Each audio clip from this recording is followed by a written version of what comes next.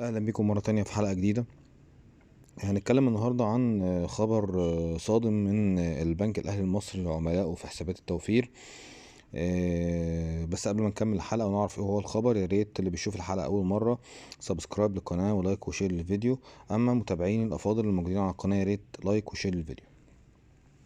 البنك الاهلي بيصدم عملائه الحاملين لحسابات التوفير، خاصة التوفير المدخر الصغير بالنسبة لي اللي هو بالجنيه المصري، والتوفير اللي هو كان بالجوائز اللي بالجنيه الاسترليني والدولار.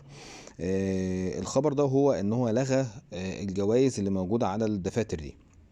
كان في عندنا دفتر المدخر الصغير ودفتر الجوائز اللي بالجنيه الاسترليني والدولار الامريكي.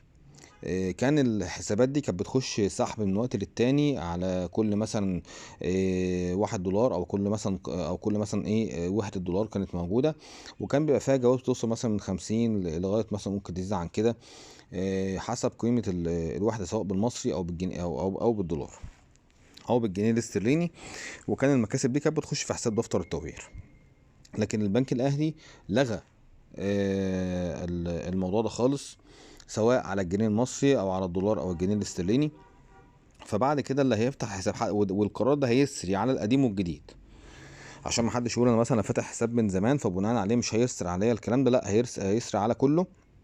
حتى لو اللي عنده برنامج الاهل نت ودخل على الحسابات ديت من بعد تاريخ 11/5/2023، هيلاحظ ان الحسابات دي كانت مكتوبه مثلا توفير المدخر الصغير ذات الجوائز. هتلاقي الاسم اللي هو ذات الجوائز ديت ما عادش موجود، هيبقى توفير المدخر الصغير فقط لا غير. الجنيه الاسترليني طبعا برضه هتلاقيه مثلا كان في جوائز، قال لك مش برضه هيشيلوا الكلمه ديت سواء من على الحسابات الجنيه الاسترليني او دولار امريكي او بالجنيه المصري. طبعا ده هيأثر على كمية الناس اللي كانت بتفتح حسابات بغرض الجوائز او كلام من ده كله. لازم الناس كلها تعرف المعلومة دي، عشان خاطر بعض الناس هيجي بعد كده يقول لك طب الحساب ده كان يعني مثلا كان انا عارف ان طبعا مش كل الناس كانت بتكسب الجوائز ديت، ومش كل الناس كانت بيخش لها الجوائز دي من وقت للتاني، ولكن ده اوبشن كان موجود، او ده كانت حاجة ميزة كانت موجودة في الحساب ما عادش موجودة. مش هيبقى فيه ميزه خلاف مثل اللي هو حساب التوفير اللي موجود فقط لا غير. اكتر من كده مفيش، اللي هي فايده حساب التوفير. طبعا احنا كلنا عارفين ان فايده حساب التوفير بالنسبه للجنيه الاسترليني وللدولار او بالعملات الاجنبيه عامه في البنك الاهلي بتبقى ضعيفه جدا، حوالي 1/1000، يعني على كل 1000 دولار 1%. وبالنسبه للمدخر الصغير كنا احنا اتكلمنا قبل كده على الشرائح العملات اللي هي شرائح الفوائد اللي موجوده فيها.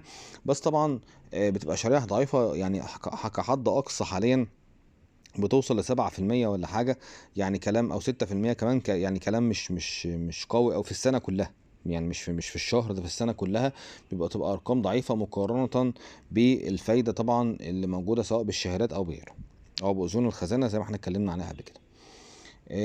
الخبر ده انا شايف ان هو خبر سلبي مش ايجابي، مش كويس بالنسبه للبنك الاهلي. ولكن لازم القرار ده يتعرف عشان خاطر محدش يبقى، لان في ناس بتخش تطلب الحسابات دي بالاسم، سواء المدخر الصغير او الكلام ده كله. في ناس بتخش يعني تطلب الحسابات دي باسم، فبناء عليه كان لازم نعرف ان الفايده او الميزه اللي كانت موجوده في الحسابات دي اتلغت. ارجو تكون الحلقه فادتكم، وان شاء الله بكم في حلقه جديده، ومع السلامه.